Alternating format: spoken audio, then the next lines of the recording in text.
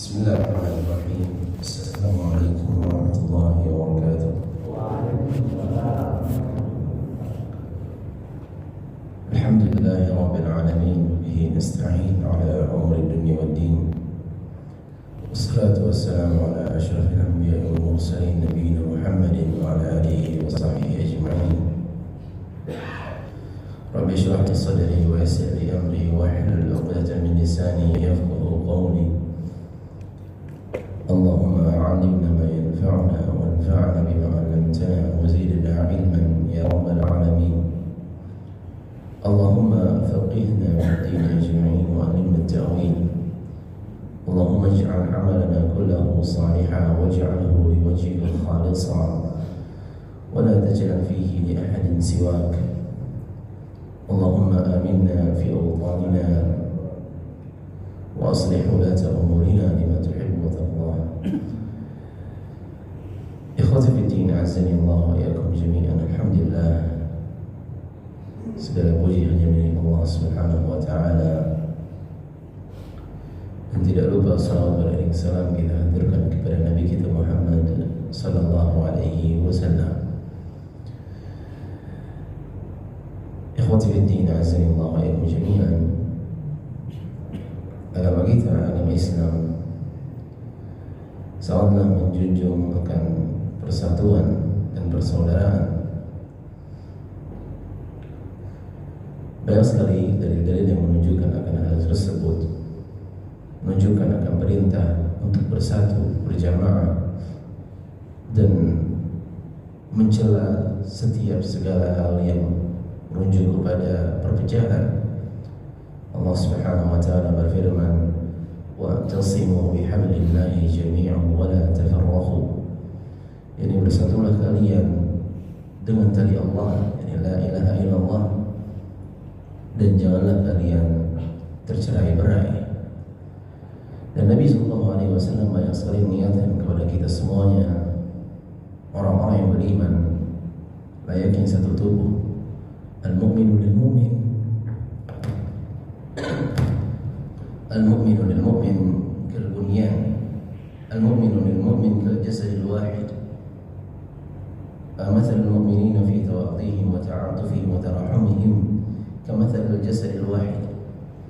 Seorang mukmin dengan mukmin yang lainnya dalam kasih sayang mereka, dalam kelembutan mereka, dalam kepedulian mereka kepada satu sama lain, layaknya satu tubuh. إذا اشتكى منه عضو تداعى له سائر الجسد بالسهر والهمة. Kalau satu tubuh yang sakit, maka yang lainnya pun akan merasakan. Nabi SAW juga mengingatkan seorang mukmin dengan mukmin yang lainnya layaknya bangunan yang kokoh. Al-mu'minu lil-mu'min kal-bunyan yashuddu ba'duhu ba'dha. Saling menguatkan satu sama lain. Dan para ulama sepakat bahwa kita diperintahkan untuk bersatu, berjamaah, dan dilarangnya akan berpecah belah. Salah satunya banyak sekali syariat yang mengundang atau memerintahkan, salah satunya tujuannya adalah untuk menjaga persatuan.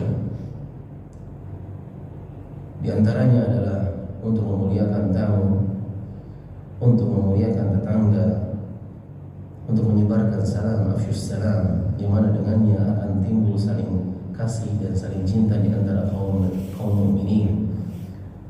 Di antaranya nggak boleh berriba, nggak boleh namimah, nggak boleh hasad. Bahkan yang lebih detailnya dilarangnya untuk najwa. Dilarangnya najwa, yakni seseorang berbicara ketika ada 3 orang, kemudian yang 2 berbisik-bisik, sehingga khawatirnya yang pihak yang ketiga dia akan merasa tersakiti dengannya karena tidak diajak ngobrol, tidak diajak bicara di momen tersebut. Ini semua salah satu tujuannya adalah untuk menjaga persatuan kaum mukminin. Dan di antaranya juga yang disyariatkan adalah disyariatkan yang salat berjamaah. Salat berjamaah bagi kaum beriman. Dan syariatnya salat berjamaah tidak semerta-merta dilepaskan begitu saja. Bahkan dalam perihal menata saf itu pun juga diperhatikan. Oleh karena di sini muallif hafizahullah beliau membawakan sebuah poin, yakni wujub taswiyati sufuf. Wujub taswiyati sufuf, wajibnya untuk meratakan saf. Wajibnya untuk meratakan saf. Dan perihal wajibnya meratakan saf, para ulama berselisih tentangnya. Ada yang berpendapat itu wajib dari awal sampai akhir, yakni untuk meratakan saf. Ada yang berpendapat bahwasanya hal tersebut sunnah muakkadah. Tapi Allah Ta'ala alam dengan banyaknya dalil dan bagaimana Nabi SAW perhatian akan meratakan saf, pendapat yang pertama lebih dekat, yakni untuk meratakan saf. Dan maksud dari meratakan saf adalah yakni sejajar. Tidak ada yang lebih maju, tidak ada yang lebih mundur. Tidak ada yang kaki yang lebih maju, tidak ada yang kaki yang lebih mundur. Tidak ada yang dadanya lebih maju, tidak ada yang lebih mundur. Jadi ini yang dimaksud dengan taswiyatus shaf. Dan ada pembahasan yang lainnya, yakni tarasus shaf. Tarasus shaf ini berbeda dengan taswiyatus shaf. Taswiyatus shaf tadi tidak ada yang lebih maju, tidak ada yang lebih mundur, benar-benar rata, sejajar. Adapun taras, yakni saling mendekat dan saling rapat. Dan hukumnya para ulama juga berbeda pendapat akannya. Mereka mengatakan sebagian mengatakan wajib, sebagian mengatakan sunnah muakkadah. Dan yang mengatakan wajib, yakni wajib di awal. Adapun setelahnya maka hukumnya sangat dianjurkan. Dan ini menunjukkan para ulama sangat konsen terhadap taswiyatus shaf dan juga tarasus shaf. Dan banyak sekali dalil-dalil yang mengutarakan akan hal tersebut. Di sini muallif mengatakan yajib 'ala al-imam an la yadkhul fi shalah hatta tastawi as-sufuf. Seorang imam wajib agar dia tidak masuk ke dalam salat, tidak memulai salatnya sampai dia meyakini yakni safnya sudah rata, safnya sudah sejajar. Makanya seorang imam diperintahkan untuk mengingatkan kepada yang di belakangnya untuk meratakan saf. Dengan banyak sekali dalil, Nabi Sallallahu Alaihi Wasallam mengatakan sawu sufufakum, aqimu sufufakum, sawu sufufakum, fa inna taswiyatas suffi min tamamis salat. Yakni ratakanlah, sejajarkanlah saf, karena ratanya saf, sempurnanya saf, tidak ada yang lebih maju, tidak ada yang lebih mundur, itu termasuk kesempurnaannya salat. Dan ini adalah pemandangan yang luar biasa ketika kaum mukminin mendirikan salat dan safnya rapi. Layaknya para malaikat yang berbaris. Allah Subhanahu wa taala berfirman dalam surat As-Saff, Inna Allaha yuhibbul ladzina yuqatiluna fi sabilihi saffa ka'annahum bunyanun marsus. Allah suka dengan orang-orang yang berjihad, yang dia bersaf-saf seperti bangunan yang kokoh. Jadi bersafnya kaum mukminin dengan saf yang rapi, dengan saf yang tidak ada yang lebih maju, tidak ada yang lebih mundur, yang mata kakinya sejajar dengan mata kaki, yang pundaknya sejajar dengan pundak, itu sangat dicintai oleh Allah Subhanahu wa taala. Dan Nabi sallallahu alaihi wasallam memerintahkan akan hal tersebut berkali-kali, bahkan mengiringinya dengan ancaman istawu wala takhtalifu fatakhtalifa qulubukum. Luruskanlah saf dan janganlah kalian saling berselisih. Ada yang maju, ada yang sedikit mundur, ada yang begini, ada yang begitu. Janganlah kalian saling berselisih sehingga hati-hati kalian saling berselisih.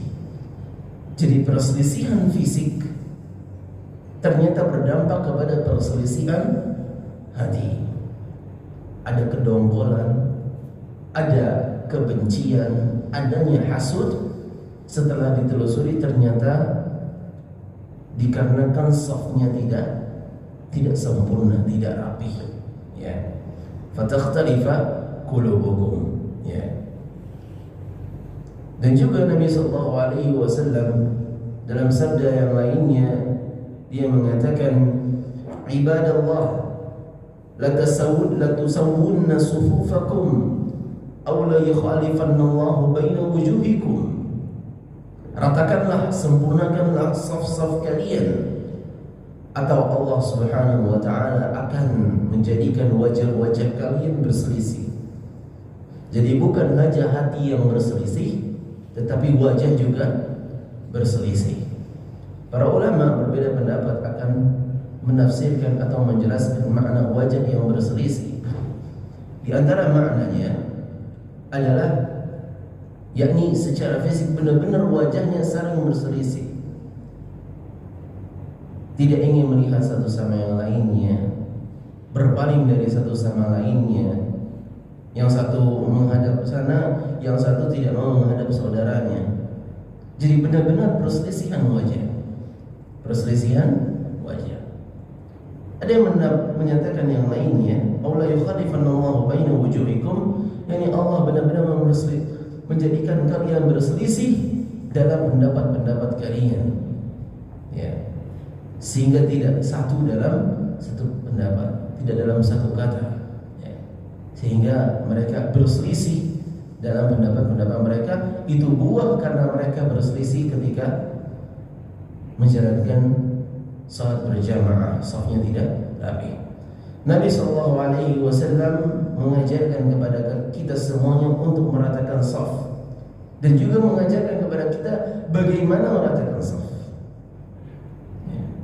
Nabi SAW bersabda, aqimus sufuf, sempurnakanlah saf, wahadhu bainal manakib, yakni sejajarkanlah dengan manakib. Apa ini manakib? Pundak-pundak. Wasuddul khalal, dan tutuplah setiap celah. Dan dikatakan khalal yakni celah-celah yang kecil, sehingga itu ditutup, dirapatkan, ya. Dan ini perintah mengandung pada kewajiban. Suddul khalal, walinu bi aidi ikhwanikum. Baik, meskipun perintahnya sangatlah tegas, tapi ingat, linu bi aidi ikhwanikum, yakni berlemah lembutlah kalian kepada saudara-saudara kalian. Jadi jangan kasar. Ada sebagian saudara-saudara kita yang belum tahu perihal meratakan shaf, yang belum tahu perihal merapatkan shaf, ya, maka berlemah lembutlah dengan mereka. Yang diajak untuk meratakan shaf, ya. Jangan ditarik, ya, dengan kasar. Makanya orang itu bakal kaget, orang itu bakal keheranan. Ini apa ini? Ini saya baru pertama kali salat berjamaah. Lalu langsung ditarik untuk meratakan. Tujuannya benar, tetapi caranya salah.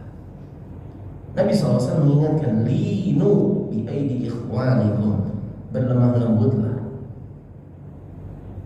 Wala tad'u furujatin lisyaitan, dan janganlah kalian biarkan furujat, yakni lubang-lubang atau celah-celah untuk syaitan, ya.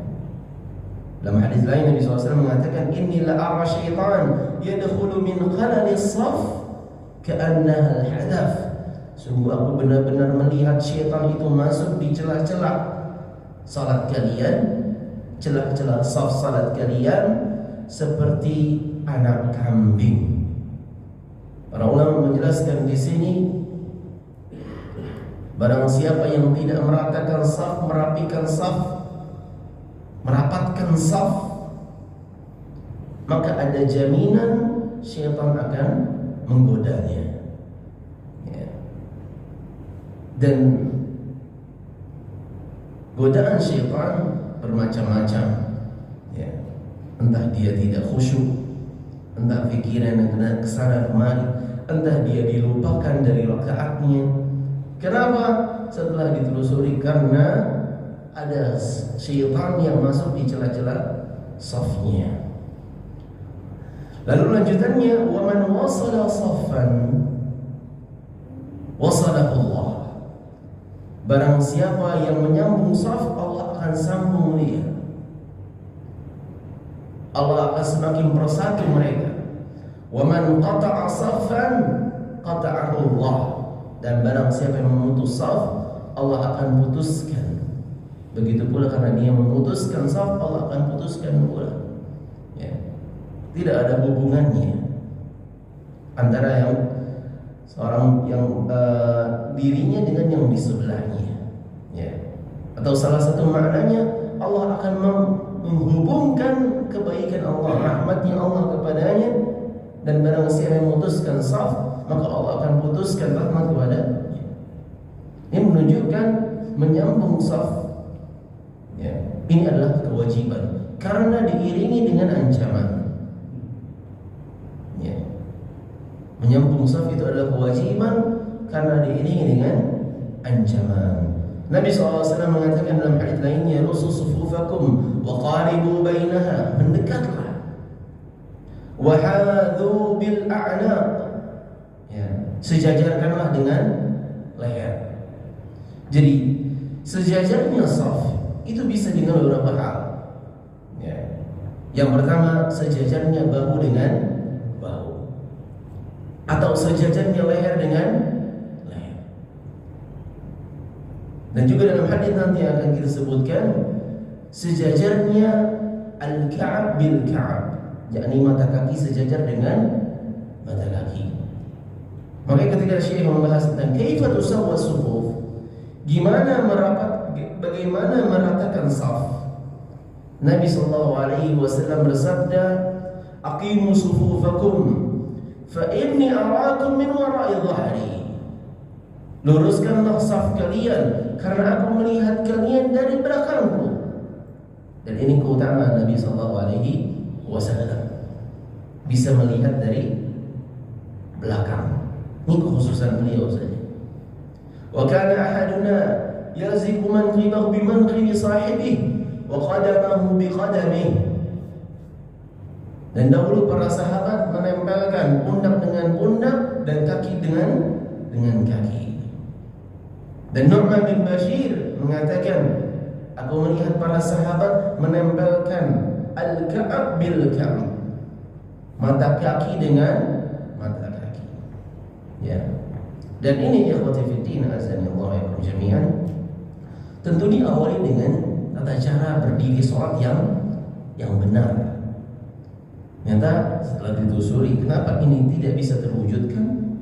Masalahnya bukan karena tidak tahu, tapi karena cara berdiri dalam sholatnya yang keliru. Ada orang yang berdiri terlalu lebar, ya, kakinya daripada pundaknya. Ada orang yang berdirinya kakinya lebih kecil dari pundaknya. Ya. Ada yang menjadi ini apa namanya? Peraga. 2 orang, ada butuh 2 orang. Ayo, mau dapat pahala ini bagi-bagi. Nah, ayo. Baik, barakallahu fiik. Bisa. Baik. Menghadap ke sana supaya bisa dilihat. Ke sini, ke arah pintu ya. Nyampe. Baik, agak mundur ya, agak mundur. Sorry. Baik. Cara berdiri yang benar adalah dia sejajar dengan pundak. Oh iya, biar gampang dari sini aja, sorry. Karena ini takutnya nggak dapat nih. Baik. Pertama yang dibenarkan adalah cara berdiri, yang sejajar dengan pundak. Sebagian ada yang berdirinya lebih kecil dari pundaknya. lebih lebar. Ya. Lebih lebar. Nah, dia harus sejajar dengan pundaknya. Dan cara berdirinya kakinya benar-benar lurus. Benar-benar lurus. Ini masih miring. Lurus kan. Ya. Dari sini sehingga dengannya bisa terwujudkan ya, menempel pundak dengan pundak dan sejajar leher dengan leher dan kaki dengan kaki. Ya. Ini bisa mendekat. Ya, coba. Ini adalah cara merapatkan shaf yang paling ideal. Ya.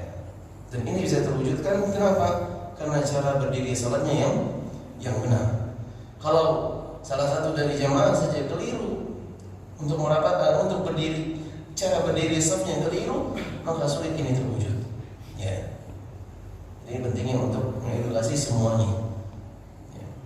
Jadi ini cara berdiri yang benar dan merapatkan. Dan merapatkan saf, meratakan saf, itu mata kaki dengan mata kaki, ini yang paling penting. Ya. Dan ini paling minimal. Kalau pundak dengan pundak, leher dengan leher, nah ini biasanya tergantung ya dengan siapa dia berdiri. Kalau dia berdiri dengan sejajar mungkin ini bersejajar. Ini setara tingginya. Kalau yang tingginya timpang, ya ketika misalnya kita di mana, lagi di Madinah atau di Mekah salat, sejajarkan pundak dengan pundak, waduh, dia tingginya 2 meter. Dan lehernya bagaimana? Ya. Nah, paling mudahnya adalah dengan al-ka'ab, dilihat mata kakinya. Ya, ini mata kakinya saja. Coba ini ini juga ini nih kakinya juga mirip-mirip. Coba yang anak kecil. Fadhal. Jazakallahu khairan. Baik. Kalau yang disejajarkannya adalah mata kaki dengan mata kaki, mata kaki dengan mata kaki, maka terwujud ya, meratakan saf. Tapi kalau ujung jari dengan ujung jari, coba disusul ujung jari dengan ujung jari, maka ini keliru. Karena waktu itu ketika salat di Nawawi, ada sebagian orang yang tidak paham ketika berupaya untuk meratakan mata kaki dengan mata kaki, kaki dia lebih panjang. Kaki dia lebih panjang karena disuruh maju. Subhanallah, kaki ukuran mungkin 48-49. Ya. Sehingga akhirnya lebih maju. Enggak. Al-kalam bil kalam. Mata kaki dengan mata kaki. Ya. Kalau kita sudah yakin dengan benar, udah. Jangan peduli dengan orang mengatakan ini sabda Nabi SAW. Jadi mata kaki dengan mata kaki. Jazakallahu khairan. Ya. Jadi diawali dengan cara berdiri salat yang benar. Ya. Dengan kaki yang lurus, benar-benar menghadap semuanya ke arah kiblat dan sejajar, tidak lebih besar daripada pundak dan tidak lebih kecil. Ya. Tadi paling minimal dengan mata kaki. Ya, mata kaki. Dan demikianlah para sahabat safnya sangatlah rapat ya. Dan ikhwan ya, dari yang sebagaimana yang sudah kita awali, ini semua diperhatikan semenjak dia masuk ke dalam saf. Adapun setelahnya ya, setelah berlangsung salat, lalu bangkit ke rakaat yang kedua, rakaat yang ketiga, maka yang paling dijaga adalah yang paling dijaga adalah dengan meratakan saf. Jangan ada yang lebih maju, jangan mundur. Adapun perihal merapatkan saf, para ulama mengatakan itu wajibnya di awalnya saja. Adapun setelahnya, maka paling minimalnya saling mendekat.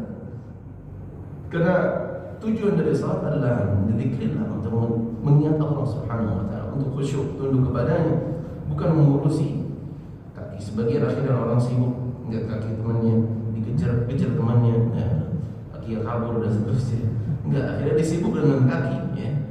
Dan ini melalaikan dia dari salatnya ya. Jadi diperkirakan saja, bangkit dari rakaat yang kedua, udah diperkirakan saja. Yang penting mata kaki saya sudah sejajar. Dan subhanallah, adanya garis-garis seperti ini ya. Ini membantu kita ya. Sebagian masih tidak memahami, akhirnya lebih maju, akhirnya dia lebih mundur dan seterusnya. Enggak, ini garis ini membantu agar ini bagian paling belakang kita ya. Allah Ta'ala a'lam bishawab. Ini berkaitan dengan merapatkan dan meratakan saf. Baik. Selanjutnya kita masuk kepada pembahasan sufufur rijal wan nisa. soft-softnya para lelaki dan soft-softnya para perempuan. Nabi SAW bersabda, khairu sufufir rijal awwaluha, sebaik-baik saf bagi laki-laki adalah yang di depan. Wa syarruha akhiruha, dan yang paling buruk adalah yang di belakang. Wa khairu sufufin nisa akhiruha, dan sebaik-baik saf bagi perempuan adalah yang paling di belakang. Wa syarruha awwaluha, yang paling buruk adalah yang di depan. Ya, di sini menunjukkan bahwasanya saf bagi laki-laki yang terbaik adalah yang di depan. Nabi SAW pernah bersabda, sekiranya orang-orang itu tahu apa yang dia dapati dari nida atau safil awal, apa ganjarannya bagi orang-orang yang mengumandangkan adzan dan orang-orang yang ada di saf awal, lastahamu alaihi, dan mereka tidak bisa mendapati kecuali harus istiham itu berundi, ya, berundi, mengeluarkan nama, dikocok kemudian dikeluarkan nama, maka mereka akan melakukan demikian karena mereka tahu keutamaan dari an-nida, mengumandangkan adzan, dan mereka tahu keutamaan dari safal awal. Ya. Jadi kalau tidak bisa mendapatkannya kecuali dengan berundi, mereka akan berundi. Ya. Betul yang namanya berundi. Tahu apa? Yang dikocok kemudian dikeluarkan nama itu apa namanya? Undian ya. Itu saking utamanya saf awal dan an-nida, mengumandangkan adzan. Jadi laki-laki yang terbaik adalah safnya yang pertama. Ya. Jangan untuk datang ke masjid secara awal untuk mendapatkan saf yang pertama, dan yang terburuk adalah yang di belakang. Ya. Yang terburuk adalah yang di belakang. Sebaliknya bagi wanita yang paling baik adalah yang di belakang, dan yang paling buruk adalah yang di depan. Allah Ta'ala alam ikhwan, di sini ada beberapa penjelasan bahwasanya kalau sekiranya sebuah masjid tidak ada sitarnya, tidak ada penutupnya, tidak ada pemisahnya antara laki-laki dan perempuan, maka salat saf para perempuan sebaik-baik mereka adalah yang di belakang. Jadi kalau ini anggap ini tidak ada, maka yang terbaik adalah yang paling di belakang. Rasulullah menjelaskan kalau model masjid demikian, musala yang demikian, maka wanita memulai safnya dari paling belakang, ya, bukan dari depan. Ya, bisa dipahami?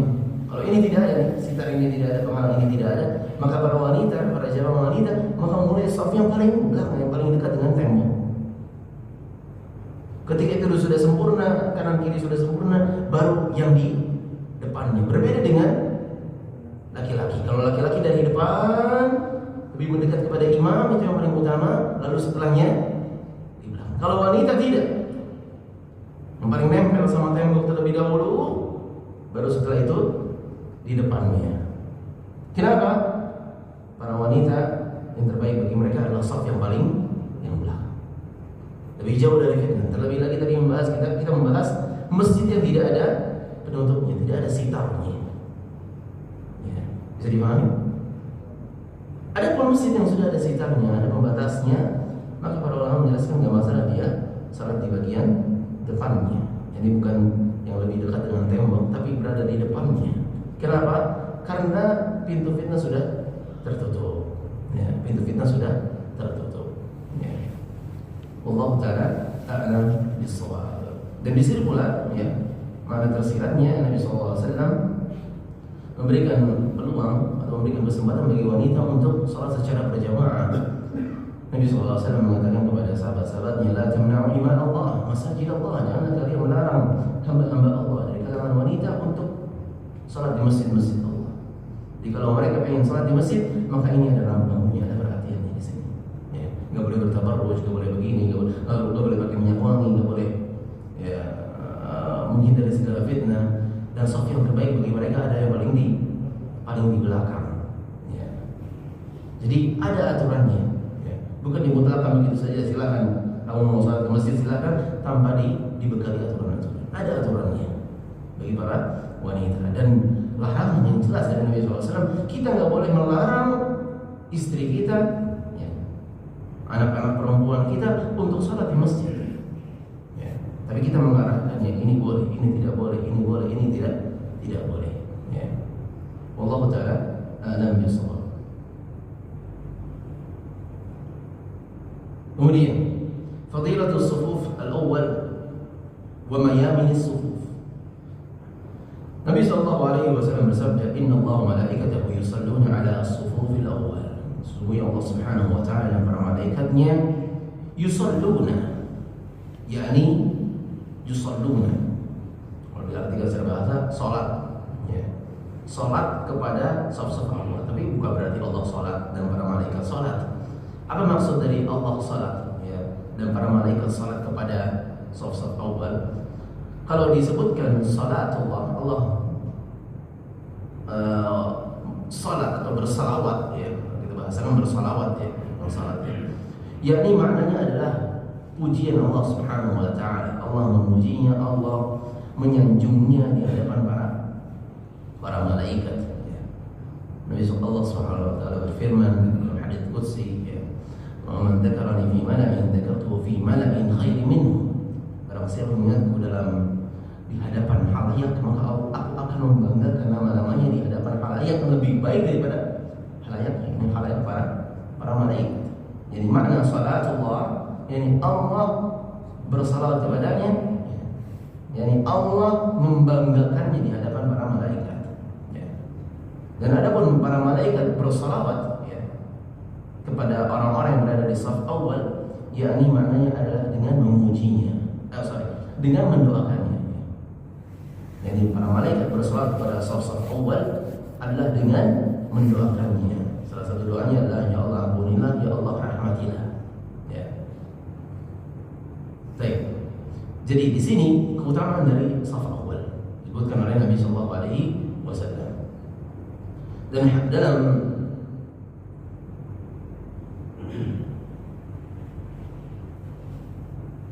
ya,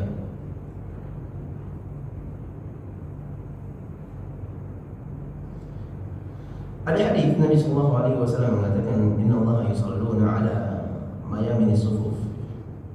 Atau hadisnya apa? Nabi sallallahu alaihi wasallam bersabda, sesungguhnya Allah membanggakan orang-orang yang berada di saf kanan. "Inna Allah malaikatahu yusalluna ala mayaminis sufuf." Sesungguhnya Allah dan para malaikatnya bersalawat. Jadi kayak penerjemahan salat kurang tepat, ya. Ini bersalawat kepada orang-orang yang berada di saf sebelah kanan. Tapi hadis ini wallahu ta'ala alam diperselisihkan. Ada yang mengatakan ini dhaif, ada yang mengatakan ini valid, ya. Dan mengatakan hadis ini dhaif, hadis ini keliru, ya. Mengatakan hadis ini keliru, ada keliru pada rawinya. Harusnya bukan mayamin sufuf, yakni Allah bersalawat dan para malaikat bersalawat kepada orang-orang yang menyempurnakan saf. Jadi ada kekeliruan dalam menyampaikan hadis, dan ini bisa terjadi, ya. Jadi ini sedih dijelaskan kenapa lemah hadis ini, karena ada kekeliruan dari rawinya. Tapi para sahabat di sini mereka menyatakan, "Idza salina khalfa Rasulullah SAW." Kami kalau saat di belakang Rasulullah SAW, maka kami suka, kami senang kalau kami berada di sebelah kanan beliau, ya. Ini bukan berada sebelah kanan persis beliau, ini di belakang beliau, tapi bagian sebelah kanan. Yuqbilu alaina bi wajhihi qala fasami'tuhu yaqulu rabbi qini 'adzabaka yawma tab'ats 'ibadak. Ya, karena kami mendengar setelah salat Nabi SAW akan menghadap kepada kami, kemudian berdoa, "Ya Allah, selamatkanlah diriku dari adab-Mu ketika Engkau membangkitkan hamba-hamba-Mu." Ya, atau hamba-hamba-Mu. Ya. Jadi di sini kendati pun hadis yang tadi kita sampaikan adalah hadis yang dhaif, ya, menurut sebagian para ulama, tapi ternyata prakteknya para sahabat, mereka senang untuk berada di sebelah kanan ketika sholat berjamaah bersama Nabi Sallallahu Alaihi Wasallam. Dan kesenangan mereka, ya, kecenderungan mereka terhadap suatu hal yang menunjukkan akan keutamaannya, keutamaan dari saf di sebelah kanan, ya. Tapi bukan berarti ikhwati fiddin azanillahu wa jami'an itu menafikan keutamaan untuk mendekat kepada imam. Tentu yang paling utama adalah mendekat dengan imam, sehingga ketika dia mendapati sebuah saf, ya, safnya sudah tersusun, ya. Jika saf tersebut sudah tersusun dengan seimbang sebelah kanan 5, sebelah kiri 5, maka di sinilah kita mengutamakan sebelah kanan, maka dia mengisi sebelah kanan. Ya. Tapi kalau safnya timpang, ya, di sebelah kanannya sudah 8 misalnya, sedangkan di sebelah kirinya 6 atau 7, maka di sini kita mengisi saf yang timpang tersebut. Kenapa? Dalam mewujudkan mendekat kepada imam. Karena kalau semakin banyak, ya, maka dia semakin jauh dari imam. Kalau 8 tersusun ke sana, kemudian terpilih di sana, maka dia semakin jauh dari imam. Ya. Ada kalau di sini masih 4, masih 5, masih 6, maka dia mendekat kepada imam, meskipun itu di saf yang sebelah kiri. Jadi ketika mengisi saf harus imbang. Ya. Diisi dari yang tengah terlebih dahulu, lalu kanan, lalu kiri, lalu kanan, lalu kiri, lalu kanan, lalu kiri, kanan kiri. Ya. Jadi jangan seorang ada keutamaan di saf kanan, ya diisi kanan terus, akhirnya kirinya kosong. Enggak. Yang terbaik, yang paling utama adalah yang paling dekat dengan imam. Baik. Ya, kita percepat. Man yaqumu khalfal imam. Siapakah yang berdiri di belakang imam? Nabi sallallahu alaihi wasallam bersabda, "Liyalini minkum ulul ahlami wan nuha, thumma alladziina yalunahum, thumma alladziina yalunahum." Hendaknya yang paling mendekatiku di antara kalian adalah ulul ahlam wan nuha, orang-orang yang sudah baligh dan orang-orang yang berakal. Orang-orang yang berakal untuk mendirikan salat, ya. Keutamaan dari salat, bagaimana tata caranya salat, ya. Dan dia sudah baligh, ya. Dan dia sudah baligh. Dan ini adalah irsyad dari Nabi sallallahu alaihi wasallam, anjuran kepada Nabi sallallahu alaihi wasallam. Anjuran dari Nabi sallallahu alaihi wasallam. Jadi yang mendekat di antara mereka adalah orang-orang yang berakal, orang-orang yang tahu salat, orang-orang yang tahu akan syariat-syariat, rukun, wajib, sunnah salat, dan dia sudah baligh. Kemudian setelahnya silakan, tsumma alladziina yalunahum, tsumma alladziina yalunahum. Ya. Dan pembahasan di sini para ulama membawa bagaimana kalau sekiranya, ya, ada anak kecil yang berada di saf-saf yang pertama, ya, dia tidak persis di belakang imam, tapi dia di sini atau di sini. Bagaimana? Apakah diperbolehkan atau tidak? Anak kecil yang sudah baligh, yang sudah berakal, diperbolehkan atau tidak? Nah, diperbolehkan. Ya. Kalau dia sudah baligh, dia sudah tahu tentang cara salat dan dia benar-benar salatnya, bukan anak kecil yang lagi dibawa aja. Ya. Anak khawatir itu justru memutus saf karena dia nggak salat, ya, dia lari ke sana ke sini. Dia benar-benar salat. Dia tahu berwudu, dia tahu dan seterusnya. Dia benar masuk dalam keadaan salat. Yani nggak masalah dia berada di belakang sini. Ya. Tapi tidak persis di belakang imam. Karena yang di belakang imam adalah orang-orang yang bisa membenarkan imam ketika salah, bacaannya ataupun gerakannya. Ya. Jadi nggak boleh anak kecil ditarik ke belakang, nggak boleh. Tapi anak kecil kalau dia berada persis di belakang imam, dia boleh digeser. Geser sebelah kanan, sebelah kiri. Yang penting nggak persis di belakang imam. Ya. Jadi nggak boleh dia ditarik karena mengambil haknya. Sebagian bapak-bapak yang sudah sepuh, yang sudah tua, ada anak kecil di depan, di saf pertama nggak terima. Tapi kamu di belakang, anak kecil di belakang. Ya, salah sendiri kita. Ya. Ini hak anak kecil tersebut. Ya. Jadi nggak boleh mengambil hak dari siapapun, termasuk kepada anak-anak kecil. Kemudian di sini dibahas karahatu saffi baina sawari, dibencinya, makruhnya mengisi saf atau mendirikan saf di antara dua tiang. Ya, di antara dua tiang. Kunna nunha an nasiffa baina sawari ala ahli Rasulullah sallallahu alaihi wasallam wa nutradu anha tarada. Kami dahulu para sahabat mengatakan testimoninya dilarang untuk mendirikan saf di antara dua tiang. Ya. Ketika di zaman Nabi SAW, dan kami diusir untuk menjauhinya. Dan di sini kata Syekh, wa innama hadza fi haqqil jamaah.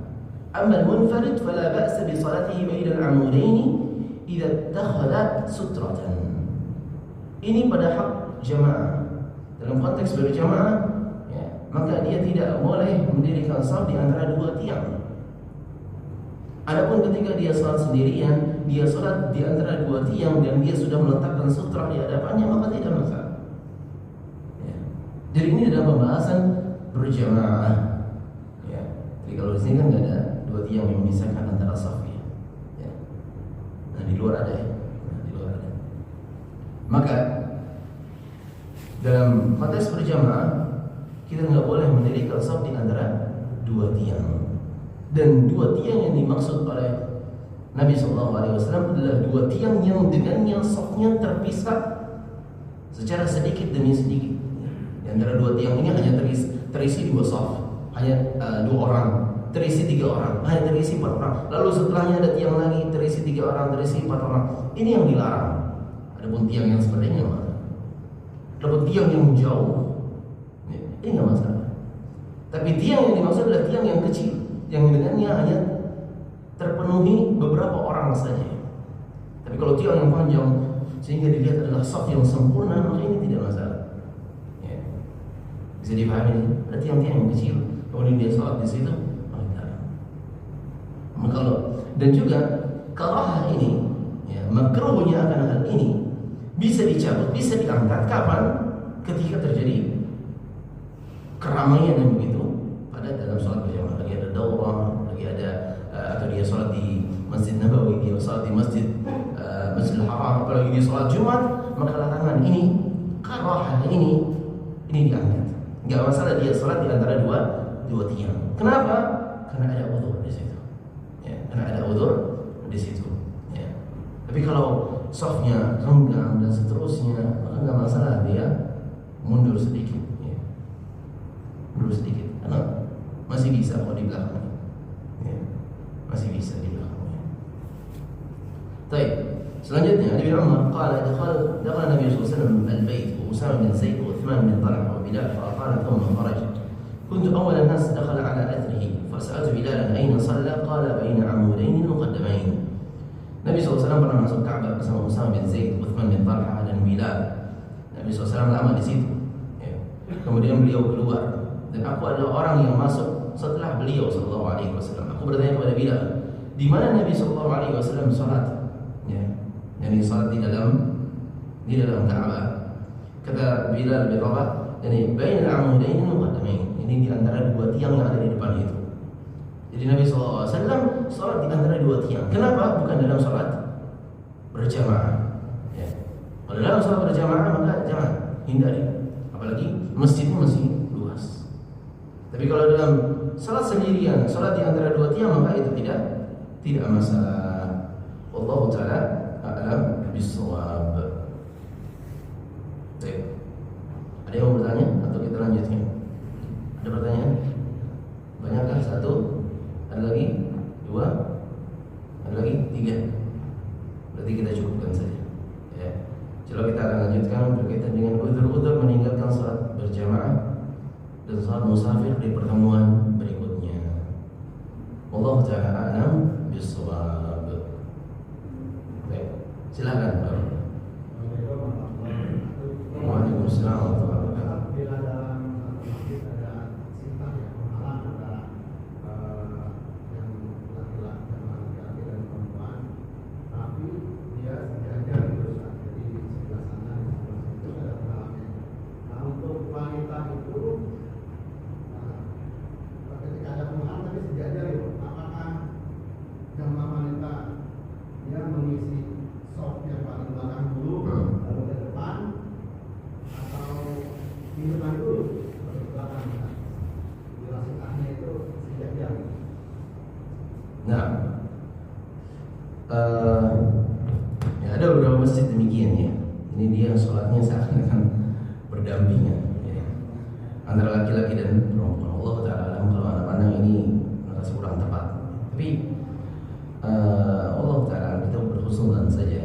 Boleh jadi memang secara tempat tidak memungkinkan dan mereka tetap diminta untuk menyediakan tempat buat wanita. Ini mau tidak mau akhirnya ya sebelah kanan dan sebelah kiri. Tapi yang paling ideal ya bagi yang ingin membangun masjid nih atau misalnya, maka yang paling ideal adalah saf laki-laki di depan dan wanita di belakang. Ya, wanita di belakang. Ya. Allah Ta'ala untuk pembahasan ini. Kalau mereka sejajar dan sudah ada sitarnya, maka bagaimana?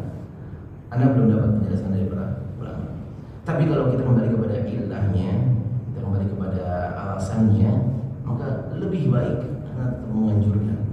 Jadi babnya hanya penganjuran ya, bukan sebuah fatwa keputusan. Anda menganjurkan dia yang terbaik bagi wanita adalah di belakang. Ya. Tapi ini tidak bisa kalau hanya yang memahami hanya satu wanita, dua wanita, maka akan terjadi putusnya saf. Ya. Dia memahami berarti dari belakang. Sedangkan yang wanita-wanita yang lainnya yang nggak ikut kajian, dia di depan saja. Ya. Akhirnya dengannya terputusnya saf dan itu lebih dibenci. Ya. Maka tidak masalah kalau semoga itu adalah udzur dia sholat bersama yang lainnya. Tapi ya angka awal kalau orang yang ingin bangun masjid, tanamkan saf yang di depan adalah untuk yang laki-laki, yang perempuan di belakang. Ya, perempuan di belakang. Allah Taala, silakan ditanyakan ke Ustaz yang lainnya perihal hukumnya. Kalau tadi anak sekedar penganjuran saja. Baik, ada lagi yang bertanya? Baik, Bapak Kadir. Terkait sholat wanita di desa. Sholat apa? Sholat wanita di masjid. Sehingga kita sedang berpergian sedang sedikit, sehingga menemukan musola yang sekali saja dan ada pembatas. Ada pembatas? Tidak ada. Musolanya cuma ada 3 sob. Satu sob itu cuma tulis 3 orang. Nah, kejadiannya itu yang 2 sob sudah laki-laki semua. Nah, itu istilah posisinya boleh kalau sholat di sob 3 tapi tanpa ada itu sama sekali, atau lebih baik tunggu yang mau pulang dulu terpisah gitu sholatnya setelah laki-laki pulang semua sebaiknya gimana? Nah, barakallahu fiik. Ya. Ketika sedang perjalanan, ya, maka ini perjalanan jauh apa? Ya 1 jam. Oh, bukan safar berarti ya.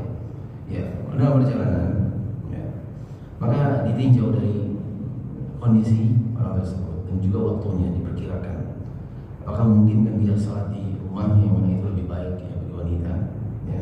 Atau kalau diperkirakan enggak ini nggak dapat ini, maka mau tidak mau dia sholat bersama atau dia sholat di musola. Ya. Tapi kalau tadi yang anda tangkap, ini sholat di awal waktu ya, karena sholat berjamaah. Ya. Jadi lebih baiknya adalah wanita sholat di rumahnya, atau di sholat di tempat tujuannya. Ya, sholat di tempat tujuannya lebih aman. Apalagi dilihat tempatnya tidak memungkinkan atau tempatnya kurang kondusif. Dalam artian hanya 3 saf. Ya, jadi musola itu musola kecil. Ya. Sehingga sangat berdekatan antara laki-laki dengan wanita. Terlebih lagi tidak ada sitarnya. Jadi memang tidak bukan dikondisikan untuk adanya jamaah wanita di situ. Maka Allah Ta'ala kalau anak pribadi lebih baik dia mengakhirkan sholatnya di tempat tujuannya atau sholat di rumahnya. Ya. Allah Ta'ala alam bisawab. Baik. Assalamualaikum. Saya tadi sudah disinggung sama Ustaz terkait posisi safi Ustaz. Jadi yang saya pernah ditegur salah satu ikhwan ketika sholat. Jadi ceritanya saya datang di belakang sop yang udah tersusun ya, karena ada 2 sop di depan. Nah, saya membutuhkan posisi 2 orang sama salah satu ikhwan. Saya mendekati langsung di tangan Ustaz. Karena sepengetahuan Anda ya, dengan ini pengetahuan dari dulu ketika diajari ngaji sama guru saya waktu kecil, untuk menyusun sop itu dimulai dari tengah karena tadi mendekati imamnya. Tapi ternyata sama ikhlas tersebut, sama teman tersebut, itu lebih baik itu di paling kanan. Dan itu sempat kaget ya. Oh, ternyata ada yang mengatakan bahwa itu paling kanan gitu. Sehingga terjadi perdebatan kecil waktu itu. Hanya beliau yang ngalah ikut ke tengah gitu. Yeah. Nah, sempat kepikiran. Karena Anda nggak tahu dalilnya kemana nih yang dari kanan. Ternyata dicoba telusurin ada pendekatan dari yang para sahabat membukai dari yang kanan. Dari sisi pendekatan mana yang paling paling mendekati dalil Ustaz. Sebenarnya posisi yang terbayang yang benar itu yang paling dekat dengan dalil itu memulai dari tengah atau dari kanan. Karena tadi ada sebagian pendapat katanya memang ternyata kayak para sahabat menyukai dari sebelah kanan dan adanya doa dari para malaikat. Tapi tadi juga bisa jelasin katanya untuk yang lebih afdal adalah yang mendekati imam gitu Ustaz. Nah, ada bingung soalnya belum secara detail memahami itu Ustaz. Gitu. Syukur Ustaz. Nah, barakallahu fiik. Ya. Nah, ikhwan, tadi kita sepakat ya dalam sholat berjamaah ya, yang paling afdalnya adalah dengan mendekat kepada imam. Salah satu hadis yang kita bisa ambil darinya adalah tadi liyalini, dan ini hendaklah mendekat kepadaku. Orang-orang yang berakal dan orang-orang yang sudah balik. Kemudian setelahnya. Dari hadis ini kita pahami anjuran untuk mendekat kepada imam. Ini adalah dasar yang harus kita yakini. Dan ada keutamaan, ya benar, ya ada keutamaan yang diyakini oleh para sahabat untuk bersaf dari sebelah kanan atau mengedepankan saf kanan. Ya. Dan kalau kita korelasikan atau kita gabungkan, kita jamak, ya, dan itu memungkinkan. Bagaimana dengan pemahamannya? Ini pemahamannya mulai dari saf yang paling dekat dengan imam. Dan kalau kita bisa memilih, ya, ketika safnya sudah terisi, ya, seimbang, sejajar, kanan dan kiri proporsional, ya, yang satu kanan 5, yang kiri 5, maka di sini yang kita utamakan pengamalan apa yang diyakini oleh para sahabat, yakni memulai dari yang kanan. Tapi kalau benar-benar plong kosong, ya, dia pengen memulai saf yang baru, ya, maka bukan dia mulai dari yang kanan. Karena kanan lebih jauh dari imam. Yang paling dekat dari imam adalah yang di tengah. Kalau kanan jauh, lalu dia mengisi dari kanan ke kiri dan seterusnya.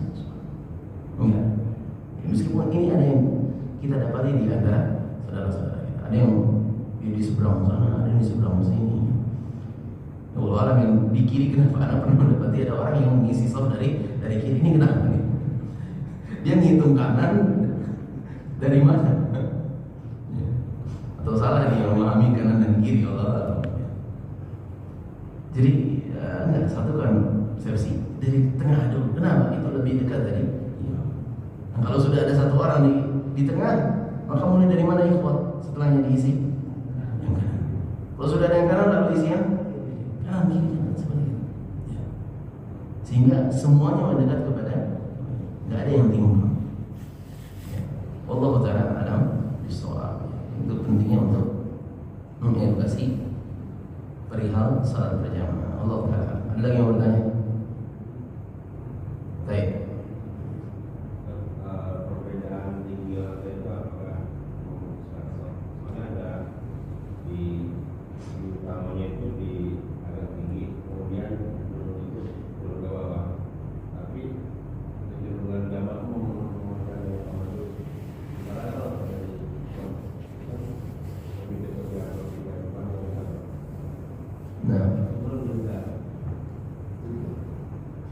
Nah, Allah Ta'ala ya, Ana belum tahu jawabannya. Tapi kalau dilihat ya, kalau seorang sholat di situ, kemudian ada bagian bawahnya, maka terkesan terlihat sholatnya putus, sholatnya putus. Tapi Allah Ta'ala mana jawaban pastinya belum tahu. Oke. Anda rasa cukup? Ikhwah, jazakallahu khairan. Oh, ada lagi satu lagi teh. Terakhir. Waalaikumsalam. Kita kadang-kadang sholat di jalan itu, sholatnya di kantor, ya, 2x2.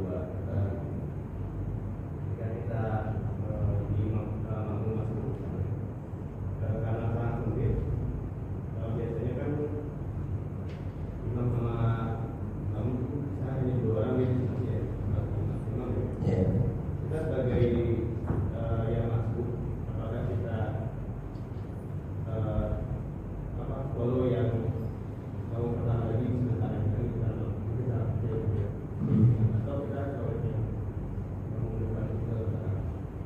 Baik, barakallahu fiik. Kalau tempat yang sempit dan dia memungkinkan untuk soft, untuk bersaf depan dan saf belakang, saf imam di depan, lalu saf makmum di belakang, maka tadi menyusun dari saf yang belakang. Ini layaknya yang sudah pernah kita jelaskan. Ini kalau salat berjamaah ya, dan makmum yang lebih dari satu, maka susunannya adalah imam di depan dan makmumnya di belakang.